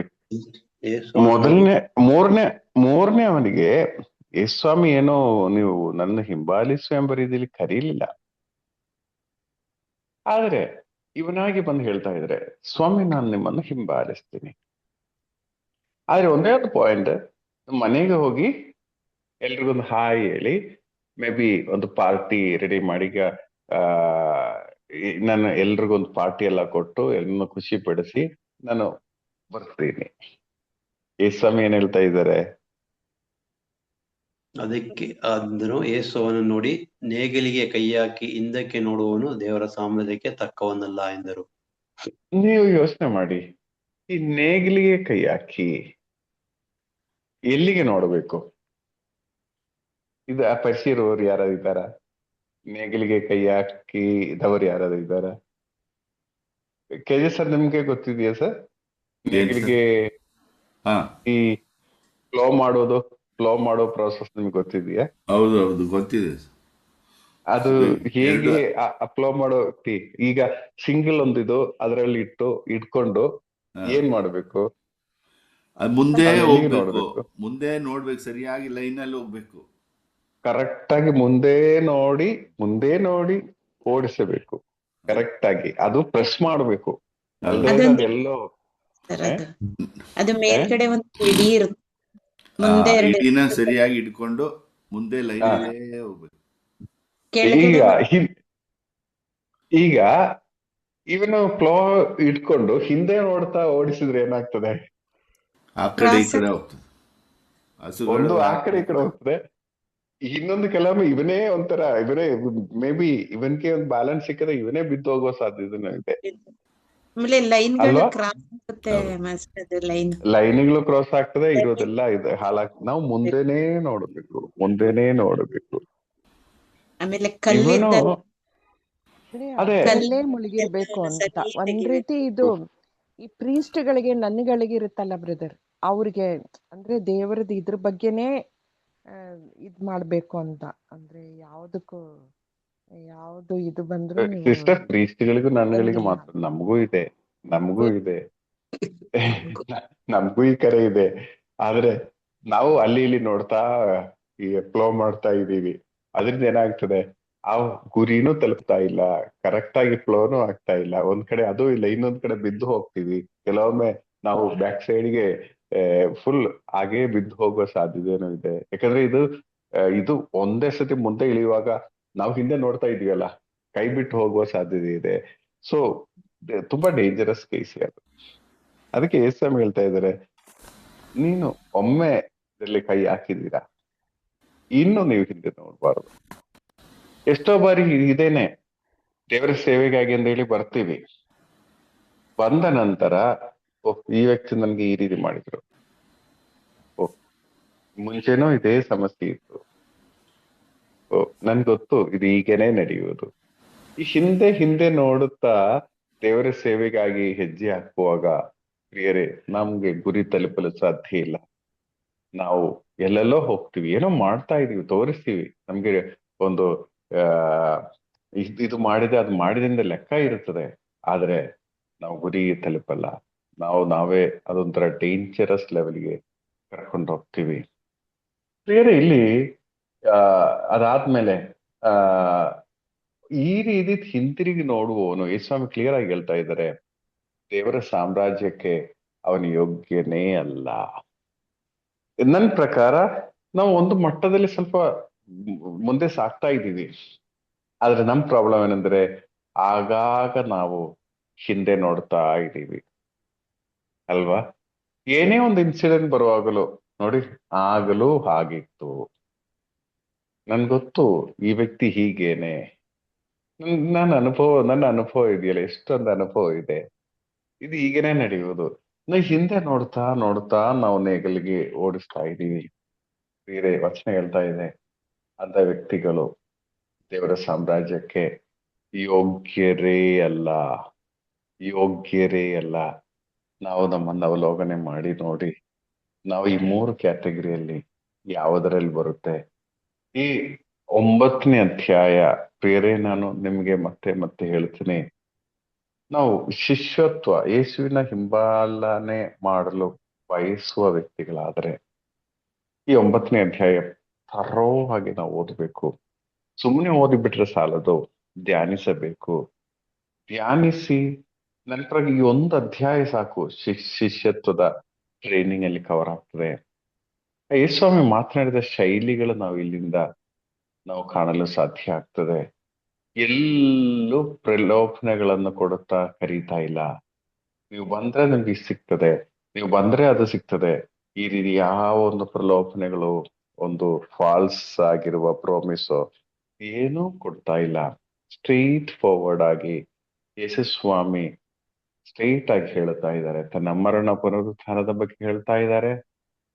ನೀವು ನನ್ನನ್ನು ಹಿಂಬಾಲಿಸೋದಾದ್ರೆ ಈ ರೀತಿನೇ ಹಿಂಬಾಲಿಸಬೇಕು. ಸ್ಟ್ರಿಕ್ಟ್ ಆಗಿ ಅವ್ರು ಹೇಳ್ತಾ ಇದ್ದಾರೆ. ಸೊ ಪ್ರಿಯರೇ, ಆ ಈ ಒಂದು ಅಧ್ಯಾಯವನ್ನು ನಾವು ನೋಡುವಾಗ, ಈ ಯೇಸುವಿನ ಕರೆಯನ್ನು ನಾವು ನೋಡುವಾಗ, ನನ್ಗೆ ಈಗ ನಾವು ನಮ್ಮನ್ನೊಂದು ಅವಲೋಕನೆ ಮಾಡಬೇಕು. ನಾನು ಯೇಸುವನ್ನು ಹಿಂಬಾಲಿಸುವಾಗ ಅದಕ್ಕೆ ಪ್ರೇರೇಪಣೆ ಆಗಿರುವ ಫ್ಯಾಕ್ಟರ್ ಏನಿದೆ? ಈಗಲೂ ಆ ಫ್ಯಾಕ್ಟರ್ ಉರಿತಾ ಇದೆಯಾ ನನ್ನ ಹೃದಯದಲ್ಲಿ? ಈಗಲೂ ನನ್ಗೆ ಅದೊಂದು ಡ್ರೈವಿಂಗ್ ಫೋರ್ಸ್ ಆಗಿದೆಯಾ ಯೇಸುವನ್ನು ಹಿಂಬಾಲಿಸುವ ಈ ಕಾರ್ಯದಲ್ಲಿ? ಪ್ರಿಯರೇ, ಇದು ಆಲಿಸಿದ್ರೆ ಸಾಲದು. ಓಕೆ, ಈ ಫ್ಯಾಕ್ಟರ್ ಎಲ್ಲ ನಮ್ಮ ಜೀವನದಲ್ಲಿ ಬರುತ್ತೆ. ಈ ಮೊದಲನೇ ವಿಷಯ, ನರಿಗಳಿಗೂ ಇದಿದೆ ಅದಿದೆ, ನಿಮ್ಗೆ ಏನೂ ಇಲ್ಲ ಎಂಬ ಅವಸ್ಥೆ ಬರುತ್ತೆ. ಇಂತಹ ಪರಿಸ್ಥಿತಿಯಲ್ಲಿ ನಾವೇನ್ ಮಾಡ್ತೀವಿ? ನಮ್ಮನ್ನು ಅನೇಕರು ತಿರಸ್ಕರಿಸುವ ಅವಸ್ಥೆಗಳು ಬರುತ್ತೆ. ನಮ್ಮ ಜೀವನದಲ್ಲಿ ಅನೇಕ ನೆಗೆಟಿವ್ ಫ್ಯಾಕ್ಟರ್ಸ್ ಇರುತ್ತದೆ. ಇದು ನಮ್ಮ ಜೀವನದಲ್ಲಿ ಬರುವಾಗ ನಾವು ಏನು ಯೋಚನೆ ಮಾಡ್ತೀವಿ? ಅಥವಾ ನಾವು ನಮ್ದೆಲ್ಲ ಜವಾಬ್ದಾರಿ, ವರ್ಲ್ಡ್ಲಿ ಜವಾಬ್ದಾರಿಗಳೆಲ್ಲ ಸೆಟಲ್ ಮಾಡಿ ರಿಟೈರ್ ಆಗಿ ದೇವರ ಸೇವೆ ಮಾಡ್ತೀನಿ ಅಂತ ಯೋಚನೆ ಮಾಡೋರು? ನಮ್ಗೊತ್ತು ಅದು ಖಂಡಿತ ಸಾಧ್ಯ ಇಲ್ಲ. ಯಾವಾಗ ಆಕ್ಟಿವ್ ಆಗಿರುವ ಸಮಯ ದೇವರ ಸೇವೆ ಮಾಡಕ್ಕಾಗಲ್ವಾ? ರಿಟೈರ್ ಆಗಿ ನಂತರನು ಏನು ಮಾಡಕ್ಕೆ ಸಾಧ್ಯ ಆಗಲ್ಲ. ಸೊ ಪ್ರಿಯರೇ, ಈ ಒಂದು ಕಾರ್ಯ ನಾವು ನಮ್ಮನ್ನು ಅವಲೋಕನೆ ಮಾಡಬೇಕು. ಸುಮ್ಮನೆ ದೀಕ್ಷಾ ಸ್ನಾನವನ್ನು ಪಡೆದಾಯಿತು, ನನ್ನ ಹಿಂಬಾಲಿಸಿ ಎಂಬ ರೀತಿಯಲ್ಲಿ ತಳ್ಳಿಬಿಡುವುದಲ್ಲ. ನಾವು ನಮ್ಮನ್ನು ಅವಲೋಕನೆ ಮಾಡಬೇಕು. ಯಾವ ರೇಂಜಲ್ಲಿ ನಾನಿದ್ದೇನೆ? ನಾನು ಈ 3 ಜನರಲ್ಲಿ ಯಾರ ಗುಂಪಲ್ಲಿ ಬರುತ್ತೀವಿ? ಅಥವಾ ಅಪೊಸ್ತಲರ ಆ ಲೆಕ್ಕದಲ್ಲಿ ಯಾವ ಗುಂಪಲ್ಲಿ, ಯಾವ ಒಂದು ಮೈಂಡ್ ಸೆಟ್ ಅಲ್ಲಿ ನಾವು ಬರುತ್ತೀವಿ? ಇದು ನಾವು ಕರೆಕ್ಟ್ ಆಗಿ ಅವಲೋಕನೆ ಮಾಡುವಾಗ ಮಾತ್ರ ನಾವು ಎಲ್ಲಿಂದ ತಿದ್ದಬೇಕು, ಯಾವ ಸೈಡ್ಗೆ ನಾವು ತಿರುಗಬೇಕು ಎಂಬ ನಿಜವಾದ ಪ್ರೇರಣೆ ನಮಗೆ ಲಭಿಸುವುದು. ಸೊ ಪ್ರಿಯರೇ, ಶಿಷ್ಯತೆ ಅಂತ ಹೇಳುವುದು, ಮತ್ತೊಮ್ಮೆ ಹೇಳ್ತೀನಿ, ಅದೊಂದು ಬೆಡ್ ಆಫ್ ರೋಸಸ್ ಅಲ್ಲ. ತುಂಬಾ ಚೆನ್ನಾಗಿ ಇರುವ, ಎಲ್ಲ ಕಡೆನೂ ಅಪ್ಲೋಸ್ ಸಿಕ್ಕುವ, ಎಲ್ಲ ಕಡೆನೂ ರೆಸ್ಪೆಕ್ಟ್ಫುಲ್ ಆಗಿ ಅಪ್ರಿಶಿಯೇಟ್ ಮಾಡುವ ಒಂದು ಕಾರ್ಯ ನಿಜ ಶಿಷ್ಯನಿಗೆ ನಡೆಯುವುದೇ ಇಲ್ಲ. ನಿಜ ಶಿಷ್ಯನಿಗೆ ನಡೆಯುವುದೇ ಇಲ್ಲ. ಪ್ರಿಯರೇ, ನಾನು ಯೋಚನೆ ಮಾಡ್ತಾ ಇದ್ದೆ, ಈಗ ಈ ಪುಷ್ ಎಂಬ ಪ್ರೋಗ್ರಾಮ್ ಕೋಆರ್ಡಿನೇಟ್ ಮಾಡುವಾಗ ಈಗ ಡೈಲಿ 1-2-3 ಮೀಟಿಂಗ್ಗಳಿದೆ. Zoom meeting, Kerala service team ಅಲ್ಲಿ ಜಾಸ್ತಿ ಮೊಬಿಲೈಸೇಷನ್ ಮಾಡೋದ್ರಿಂದ ಒಂದೊಂದು ಝೋನ್ ಜೊತೆ 24 ಝೋನ್ ಇದೆ. ಒಂದೊಂದು ಝೋನ್ ಜೊತೆಗೆ ಮೀಟಿಂಗ್ ನಡೀಬೇಕು. ಎಷ್ಟು ಜನ ಕಳಿಸ್ತೀರಾ ನೀವು? ಸೊ ನಮ್ ಟೈಮಿನ ಮುಖ್ಯ ಭಾಗ ಮನೇಲಿರುವಾಗ ಈ ಮೀಟಿಂಗ್ಗಳಿಗಾಗಿ ಹೋಗ್ತದೆ. ಆಗ ಅಷ್ಟು ಖುಷಿ ಆಗಿರಲ್ಲ ಕಾರ್ಯಗಳು. ಆಗ ನಮ್ಮ ಮನಸ್ಸಿಗೆ ಇದೆಲ್ಲ ಮಾಡಿ ಏನ್ ಆಫ್ಟರ್ ಆಲ್ ಈ ಚಿಂತೆಗಳು ಬರುವ ಸಾಧ್ಯತೆ ಇದೆ. ಅಥವಾ ಒಂದು ದೇವರ ಸೇವೆಗಾಗಿ ಹೋಗುವಾಗ, ಒಂದು ಓವರ್ ನೈಟ್ ಪ್ರಯಾಣ ಮಾಡುವಾಗ, ಪ್ರಯಾಣ ಮಾಡಿ ಹೋಗಿ ವಾಪಸ್ ಬಂದು 1-2-3 ದಿನ ಫುಲ್ ಡ್ರೈ ಆಗ್ತದೆ. ಇದೆಲ್ಲ ಬರೋ ಯಾಕೆ ಹೋಗ್ಬೇಕು? ಇದು ಹೋಗೋದು ಕಷ್ಟ ಇದೆ, ಈಗ ಒಂದು ರಜೆ ಸಿಕ್ಕುವುದು ಕಷ್ಟ ಇದೆ, ಮನೆಯಲ್ಲೂ ಪ್ರಾಬ್ಲಮ್ ಇದೆ. ಇದೆಲ್ಲ ದಾಟಿ ನಾವು ಹೋಗಿ ಏನ್ ಸಾಧಿಸ್ತಿದೀವಿ? ಈ ಚಿಂತೆಗಳು ಬರುವುದು ಸಹಜವಾಗಿದೆ. ಆದ್ರೆ ನಾನ್ ನೋಡುವಾಗ ಬ್ರದರ್ ಸಿರಿಲ್ ಜಾನ್ ಅವ್ರದ್ದು ನಾವು ನೋಡೋದಾದ್ರೆ, ಅವರು 365 ಡೇಸ್ ಅಲ್ಲಿ ಆಲ್ಮೋಸ್ಟ್ 360 ಡೇಸ್ ಅಥವಾ 340 ಡೇಸ್ ಅವ್ರ ಈ ಪ್ರಯಾಣದಲ್ಲೇ ಇರ್ತದೆ. ಪ್ರಯಾಣ ಅಂದ್ರೆ ಈಗ ತುಂಬಾ ಕಷ್ಟ ಆಗ್ತಾ ಇದೆ. ಆದ್ರೂ ಈಗ ಅವ್ರಿಗೂ ಸುಮಾರು 65-66 ಏಜ್ ಆಗಿದೆ. ಆದ್ರೆ ಈ ಒಂದು ಪ್ರಯಾಣ ಮಾಡಿ ಸೇವೆ ಮಾಡುವ ಒಂದೊಂದು ರಾಜ್ಯಗಳಿಗೆ ಹೋಗುವುದೇನೋ ಖುಷಿಯಾಗಿ ಅನಿಸುವುದು ಪ್ರಾರಂಭದಲ್ಲಿ. ಆದ್ರೆ ಇದೊಂದು ರೆಗ್ಯುಲರ್ ಫೀಚರ್ ಆಗುವಾಗ ಎಲ್ರಿಗೂ ಒಂಥರ ಕಷ್ಟ ಆಗ್ತದೆ. ಫಸ್ಟ್ ಟೈಮ್ ನೀವು ಬ್ರೆಜಿಲ್ಗೆ ಹೋಗಿ ಅಂತ ಹೇಳಿದ್ರೆ ಖುಷಿ ಆಗ್ತದೆ, ಬ್ರೆಜಿಲ್ಗೆ ಹೋಗ್ತಾ ಇದೆಯಲ್ಲ ಅಂತ ಹೇಳಿ. ಇದು ಬ್ರೆಜಿಲ್ಗೆ ಒಂದು ವರ್ಷದಲ್ಲಿ 3 ಸತಿ ಹೋಗೋದಾದ್ರೆ ಆ ಒಂದು 24-25 ಗಂಟೆ ಕಾಲ ಒಂದೇ ಸತಿ ಫ್ಲೈಟ್ ಅಲ್ಲಿ ಕೂತು ಇನ್ನು ಫ್ಲೈಟ್ ಚೇಂಜ್ ಮಾಡಿ ಹೋಗಿ ಅಲ್ಲಿ ಹೋಗುವಾಗ ಅಲ್ಲಿರುವ ಫುಡ್ ವ್ಯವಸ್ಥೆಗಳು ನಮ್ಗೆ ಅಡ್ಜಸ್ಟ್ ಆಗಲ್ಲ. ಸೊ ಇದೆಲ್ಲ ಇಟ್ಕೊಂಡು ಸೇವೆ ಮಾಡುವಾಗ ಈ ಒಂದು ಸ್ಥಿರತೆ ನಮ್ಗೆ ಬೇಕಾದ್ರೆ ಬೇರೆ, ನಮ್ಗೆ ಈ ಖುಷಿ ಇರೋದು, ಲಾಭ ಇರೋದು, ಪ್ರಾಫಿಟಬಲ್ ಆಗಿರೋದು ನೋಡ್ಕೊಂಡು ನಾವು ನಿಂತ್ರೆ ಖಂಡಿತವಾಗಿಯೂ ದೇವರ ಸೇವೆ ಮಾಡಲು ಸಾಧ್ಯ ಇಲ್ಲ. ಅವ್ರು ನೋಡಿ ಅಷ್ಟು ಕಷ್ಟ ಇದ್ರು ಹೋಗ್ತಾ ಇದ್ದಾರೆ. ನಾವಾದ್ರೆ ಖಂಡಿತ ನಾನು ಹೇಳ್ತೀನಿ, ನಮ್ಮ ಈ ಗ್ರೂಪ್ ಅಲ್ಲಿ ಇರುವ ಎಷ್ಟು ಜನ ಈ ಒಂದು 365 ಡೇಸ್ ಅಲ್ಲಿ 340 ಡೇಸ್ ಈ ತರ ಸ್ಟೇ ಮಾಡಕ್ ಹೋಗ್ತಾರೋ, ಎಷ್ಟೇ ನಿಮ್ಗೆ ಕೊಡ್ತೀವಿ ಅಂತ ಹೇಳಿದ್ರು ನನ್ಗೆ ಡೌಟ್ ಇದೆ ಅಲ್ವಾ. ಸೊ ಪ್ರಿಯರೇ, ನಾನ್ ಹೇಳೋದಂದ್ರೆ ನಮ್ಗೆ ಆ ಒಂದು ಝೀಲ್ ಇರಬೇಕು. ನಮ್ಮನ್ನು ಡ್ರೈವಿಂಗ್ ಫೋರ್ಸ್ ಯಾವ ಪ್ರಾಫಿಟು ಆಗ್ಬಾರ್ದು, ನಮಗೆ ಡ್ರೈವಿಂಗ್ ಫೋರ್ಸ್ ಏಸು ಆಗ್ಬೇಕು. ಈ ಯೇಸು ಸ್ವಾಮಿಯನ್ನು ಡ್ರೈವಿಂಗ್ ಫೋರ್ಸ್ ಆಗಿಟ್ಕೊಂಡು ದೇವರ ಸೇವೆಗೆ ನೀವು ನಿಂತರೆ ಎಂದಿಗೂ ನೀವು ಕುಗ್ಗಿ ಹೋಗಲ್ಲ, ಎಂದಿಗೂ ಕುಗ್ಗಿ ಹೋಗಲ್ಲ. ಆದ್ರೆ ನಮ್ ಡ್ರೈವಿಂಗ್ ಫೋರ್ಸ್ ಅನುದಿನದ ಆಹಾರನ ಅಥವಾ ಅದು ನೀವು ದೇವರ ಸೇವೆಗಾಗಿ ನಿಂದ್ರೆ ನಿಮ್ಮೆಲ್ಲ ಕಾರ್ಯಗಳು ಅವರು ನೋಡ್ತಾರೆ. ಇದೆಲ್ಲ ನಡೀತದೆ, ಇಲ್ಲ ಅಂದಲ್ಲ, 100% ಇದೆಲ್ಲ ನಡೀತದೆ. ಬಟ್ ಅದಾಗಬಾರದು. ನಮ್ಮ ಡ್ರೈವಿಂಗ್ ಫೋರ್ಸ್ ಯೇಸುವಿನ ಸೇವೆಗಾಗಿ ನಮ್ಮ ಡ್ರೈವಿಂಗ್ ಫೋರ್ಸ್ ಏಸು ಆಗ್ಬೇಕು. ಏಸು ಕೊಡುವ ಐಟಮ್ಸ್ ಅಲ್ಲ, ನಮ್ಮ ಡ್ರೈವಿಂಗ್ ಫೋರ್ಸ್ ಏಸು ಆಗ್ಬೇಕು. ಅಂತ ವ್ಯಕ್ತಿಗಳನ್ನು ಯೇಸು ಸ್ವಾಮಿ ಹುಡುಕ್ತಾ ಇದ್ದಾರೆ. ಈ 9ನೇ ಅಧ್ಯಾಯ ನಾವು ತುಂಬಾ ಸೀರಿಯಸ್ ಆಗಿ ಓದ್ಬೇಕು. ಪ್ರೈಸ್ ಅಲ್ಲ ಕೆಜೆ ಸರ್.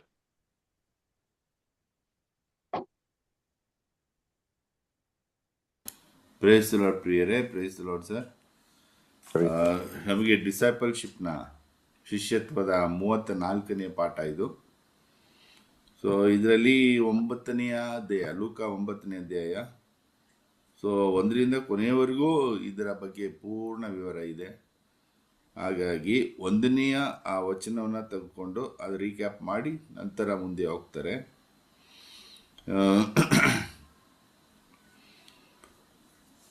ಶಿಷ್ಯರನ್ನ ಕರೆದು ಅವರಿಗೆ ಎಲ್ಲ ಅಧಿಕಾರವನ್ನ ಶಕ್ತಿಯನ್ನ ನೀಡಿ ಶುಶ್ರೂಷೆ ಮಾಡಲು, ಅಂದರೆ ಸುವಾರ್ತೆ ಸಾರಲು ಅವ್ರನ್ನ ಕಳಿಸ್ಕೊಡ್ತಾರೆ. ಈಗ ನಾವು ಸುವಾರ್ತೆ ಸಾರುವ ಒಂದು ಧ್ಯಾನಕೂಟವನ್ನು ನಡೆಸಿದ್ರೆ ಅಥವಾ ಆ ಪ್ರಾರ್ಥನೆಗಳನ್ನು ಮಾಡುವಾಗ ಏನು ನಾವು ಬೋಧನೆ ಮಾಡ್ತೀವಿ, ಹೆಚ್ಚಾಗಿ ನಾವು ಬೋಧನೆ ಮಾಡುವುದು ಸುವಾರ್ತೆ ಸಾರಕ್ಕೆ ಬಂದರೆ, ದೇವರ ಸೇವೆಗೆ ಬಂದರೆ ಏನೆಲ್ಲ ಆಗ್ತದೆ, ಸೊ ಎಲ್ಲವೂ ನಮಗೆ ಸಿಗ್ತದೆ, ಯಾರೂ ಸುವಾರ್ತೆ ಸಾರಿ ಬಡತನ ಬಂದಿಲ್ಲ, ಸೊ ಎಲ್ಲರಿಗೂ ಒಂದು ಚೆನ್ನಾಗಿ ಜೀವನ ನಡೆಸಲು ಸಾಧ್ಯ ಅನ್ನುವ ಒಂದು ಭರವಸೆಯನ್ನು ಕೊಡ್ತೀವಿ. ಅದೇ ರೀತಿಯಲ್ಲಿ ಯೇಸುವನ್ನ ಅಂದರೆ ಸುವಾರ್ತೆ ಸಾರುವಾಗ ಅದು ತುಂಬ ಲಾಭವೇ ಹೊರತು ಅದರಿಂದ ನಷ್ಟ ಏನೂ ಇಲ್ಲ ಅಂತ ಅನೇಕ ಉದಾಹರಣೆಗಳನ್ನ ನಾವು ಕೊಡ್ತೀವಿ. ಸೇವೆ ಮಾಡುವ ಕುಟುಂಬಗಳು ಹೇಗೆ ಬೆಳೆದಿವೆ, ಮನೆ ಇರಲಿಲ್ಲ, ಮನೆ ಇದೆ, ಮಕ್ಕಳು ವಿದೇಶದಲ್ಲಿ ಇದ್ದಾರೆ, ಸೊ ಹಾಗೆ ಎಲ್ಲ ಒಂದು ಹೇಳ್ತೀವಿ. ಒಟ್ಟಿನಲ್ಲಿ ಸುವಾರ್ತೆ ಸಾರುವಾಗ ಎಲ್ಲ ಕಾರ್ಯಗಳಿಗಿಂತ ಅದು ಲಾಭದಾಯಕವಾದ ಕಾರ್ಯವೇ. ಸೊ ಆಮೇಲೆ ಯಾರೆಲ್ಲ ಈ ಒಂದು ಕಾರ್ಯಕ್ಕೆ ಬರ್ತೀರಿ ಅಂತ ಮಾಡ್ತೀವಿ. ಸೊ ಇದು ನಮ್ಮ ಶೈಲಿ. ಆದರೆ ಯೇಸು ಸ್ವಾಮಿ ಶೈಲಿ ಹೇಗಿದೆ ಅಂತ ಹೇಳಿದ್ರೆ, ಅವರು ಫಸ್ಟು ಮರಣ ಪುನರುತ್ಥಾನದ ಬಗ್ಗೆ ತಿಳಿಸ್ತಾರೆ 3 ವಚನಗಳಲ್ಲಿ. ಸೊ 18ರಿಂದ 22ನೇ ವಚನ, ಆಮೇಲೆ 31ರಿಂದ 41ನೇ ವಚನ.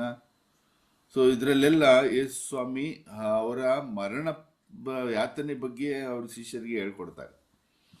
ಸೊ 3 ವಚನಗಳಲ್ಲಿ ಅದನ್ನೇ ತಿಳಿಸ್ಕೊಡ್ತಾರೆ. ಸೊ ಆದರೆ ನಮಗೆ ಪ್ರೇರಣೆ ನೀಡುವ ವಚನ ಯಾವುದು? ಈಗ ಒಂದು ವೇಳೆ ಒಬ್ಬ ವ್ಯಕ್ತಿ ನಮ್ಮನ್ನು ಪ್ರಾರ್ಥನೆಗೆ ಕರೆದ ವ್ಯಕ್ತಿ ನಾನು ಸಾಯಬೇಕು, ನಾನು ಯಾತನೆ ಪಡಬೇಕು ಅಂತ ಹೇಳುವಾಗ ನಮ್ಮ ಅವಸ್ಥೆ ಏನಾಗಿರ್ತದೆ? ಅವ್ರನ್ನ ಅನುಸರಿಸಲು ನಮಗೆ ಮನಸ್ಸು ಬರ್ತದ? ಸೊ ಹೀಗೆ ಒಂದು ನೈಟ್ ವಿಜಿಲ್ದ ಬಗ್ಗೆ 15 ವರ್ಷಗಳಿಂದ ನಡೆದ ನೈಟ್ ವಿಜಿಲ್ ಬಗ್ಗೆ ಒಂದು ಸಾಕ್ಷಿಯನ್ನು ಹೇಳಿದ್ರು. ಸೊ ಅಲ್ಲಿ ನಮಗೆ ಭಯ ಆಯಿತು. ಭಯ ಆದಮೇಲೆ 100-150 ಜನ ಬರ್ತಾ ಇದ್ದವರು ಕೊನೆಗೆ ಇಲ್ಲದಂಗೆ ಆಗ್ಬಿಟ್ರು. 1-2 ವಾರದಲ್ಲೇ ಅದು ನಿಂತೇ ಹೋಯ್ತು. ಸೊ ಹಾಗಾಗಿ ಒಂದು ಭಯ, ಇದು ಶಿಷ್ಯತ್ವಕ್ಕೆ ಬಂದಾಗ ಈ ಒಂದು ಭಯ ಇರಬಾರ್ದು.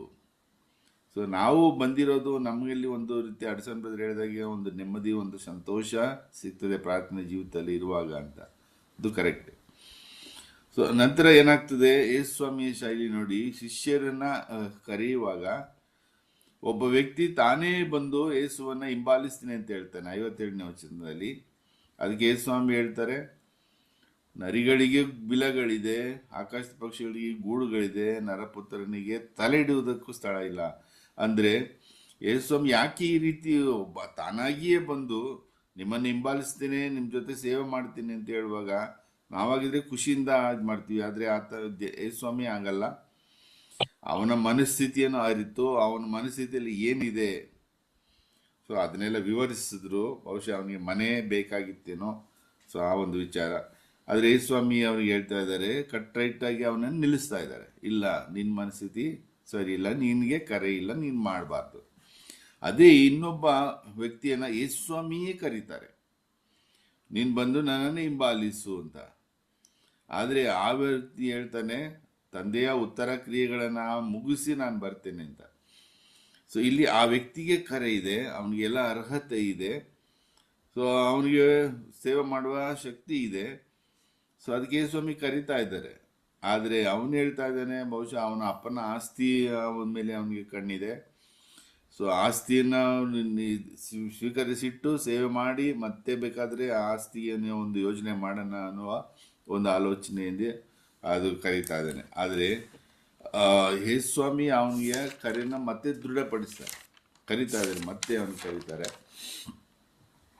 ಹಾಗೆ ಈ ಮೂರನೇ ವ್ಯಕ್ತಿ ಬರ್ತಾನೆ. ಮೂರನೇ ವ್ಯಕ್ತಿ ಬಂದು ನಿಮ್ಮನ್ನು ಹಿಂಬಾಲಿಸ್ತೀನಿ ಅಂತ ಹೇಳುವಾಗ, ಹಿಂಬಾಲಿಸ್ತೇನೆ, ಆದರೆ ಮನೆಯವರಿಗೆಲ್ಲ ಬಾಯಿ ಹೇಳ್ಬಿಟ್ಟು ಬರ್ತೀನಿ ಅಂತ. ಸೊ ಅದಕ್ಕೆ ಯೇಸುಸ್ವಾಮಿ ಹೇಳ್ತಾರೆ, ನೇಗಿಲಿಗೆ ಕೈ ಹಾಕಿ ಹಿಂದೆ ನೋಡಬಾರ್ದು ಅಂತ. ಅದನ್ನು ಎಕ್ಸ್ಪ್ಲೇನ್ ಮಾಡಿದ್ರು, ಯಾವ ರೀತಿ ನೇಗಿಲು ಕೈ ಹಾಕಿ ನಾವು ಹಿಂದೆ ನೋಡಿದ್ರೆ ಅದು ಪರಿಣಾಮ ಏನಾಗ್ತದೆ. ಉಳುಮೆನೂ ಆಗಲ್ಲ, ನಾವು ಬ್ಯಾಲೆನ್ಸ್ ತಪ್ಪಿ ಬೀಳ್ಬೋದು, ಎತ್ತುಗಳು ಆಚೆ ಈಚೆ ಹೋಗ್ಬೋದು, ಉಳುಮೆ ಕಾರ್ಯ ಸಾಗೋದಿಲ್ಲ, ಇದೆಲ್ಲ. ಸೊ ಹಾಗೆ ನಾವು ಅಷ್ಟೇ ಪ್ರಾರ್ಥನೆ ಜೀವಿತಕ್ಕೆ ಬಂದು ನಾವು ಆ ವ್ಯಕ್ತಿ ಹೀಗೆ, ಈ ವ್ಯಕ್ತಿ ಹಾಗೆ ಅಂತ ಜನರನ್ನ ಹಿಂದೆ ನೋಡ್ತಾ ನಾವು ಕೂತ್ಕೊಂಡ್ರೆ ನಮ್ಮ ಪ್ರಾರ್ಥನಾ ಜೀವಿತ ಶಿಷ್ಯತ್ವ ಸರಿಯಾಗಿ ನಡೆಯೋದಿಲ್ಲ. ನಾವು ಯೇಸುಸ್ವಾಮಿಯನ್ನ ನೋಡ್ಬೇಕು. ಯೇಸುಸ್ವಾಮಿಯ ಆ ಒಂದು ಪ್ರೇರಣೆಯನ್ನ ನಾವು ನೋಡಿ ಮುಂದೆ ಹೋಗ್ಬೇಕು. ಅಂದ್ರೆ ನೋಡಿ, ಯೇಸುಸ್ವಾಮಿ ಯಾವ ಆಸೆ, ಆಮಿಷ, ಆಶ್ವಾಸನೆಗಳನ್ನ ನೀಡದೆ ನೇರವಾಗಿ ಹೇಳ್ತಾ ಇದ್ದಾರೆ, ಬಂದರೆ ಈ ರೀತಿ ಹಿಂಸೆ ಬಾಧೆಗಳನ್ನು ಅನುಭವಿಸಾಗ್ತದೆ, ನಾನು ಅನುಭವಿಸಿದ್ದೀನಿ, ನೀವು ಅನುಭವಿಸ್ಬೇಕಾಗ್ತದೆ. ಸೊ ಹಾಗಾಗಿ ನೇರವಾಗಿ ಹೇಳುವಂಥ ಒಂದು ಶೈಲಿ ಅದು ಯೇಸುಸ್ವಾಮಿ. ಈಗ ನಮ್ಮನ್ನೇ ಅವಲೋಕಿಸಿ ಮಾಡಿ ನೋಡುವಾಗ ನಾವು ಈ ಮೂರು ವ್ಯಕ್ತಿಗಳಲ್ಲಿ ಯಾವ ಗುಂಪಿಗೆ ಸೇರ್ತೀವಿ ಅನ್ನೋದನ್ನು ನಾವು ಅವಲೋಕನೆ ಮಾಡ್ಕೋಬೇಕು. ಕೊನೆಗೆ ನಾವು ಯಾರ ವ್ಯಕ್ತಿಯನ್ನು ನೋಡದೆ ನಾವು ಯೇಸುವಿನ ಆ ಪ್ರೇರಣಾ ಶಕ್ತಿ, ಆ ಡ್ರೈವಿಂಗ್ ಫೋರ್ಸ್ ಯೇಸುವಾಗಿರ್ಬೇಕು. ಆಗ ಮಾತ್ರ ನಾವು ಸಾಧ್ಯ. ಅದಕ್ಕೆ ತಮ್ಮದೇ ಒಂದು ಉದಾಹರಣೆಯನ್ನು ಕೊಟ್ಟರು. ಸೊ ಸೇವೆ ಮಾಡುವಾಗ ಸಮಯದ ಅಭಾವ. ಮತ್ತು ಸಿರಿಲ್ ಜಾನ್ ನೋಡುವಾಗ ಇವ್ರಿಗೆ ಒಂದು ಪ್ರೇರಣೆ. ಯಾಕಂದರೆ ಅವರು 345 ದಿನನೂ ಹೊರ ದೇಶದಲ್ಲಿ ಇರ್ತಾರೆ. ಅದು ಈ ಏಜಲ್ಲಿ ಆ ರೀತಿ ಪ್ರಯಾಣ ಮಾಡೋದು ಎಷ್ಟು ಕಷ್ಟ ಅನಿಸುತ್ತೆ. ಆದ್ರೂ ಅವ್ರು ಯಾಕೆ ಇಲ್ಲಿ ನಿಂತಿದ್ದಾರೆ ಅಂದರೆ ಯೇಸುವೆ ಅವರಿಗೆ ಪ್ರೇರಣಾ ಶಕ್ತಿ. ಸೊ ನಮ್ಮದು ಕೂಡ ಇದೇ ಆಗಿರಬೇಕು. ಈ ಒಂದು ಅಧ್ಯಾಯವನ್ನು, ಲೂಕ 9ನೇ ಅಧ್ಯಾಯವನ್ನು ಓದಿ ಅದರಲ್ಲಿ ಪೂರ್ಣ ನಾವು ಯೇಸುವಿನ ಶಿಷ್ಯತ್ವದ ಬಗ್ಗೆ ನಾವು ತಿಳ್ಕೊಳ್ಳೋಕೆ ಸಾಧ್ಯ ಅನ್ನೋದು. Praise the lord sir. Thank you so much.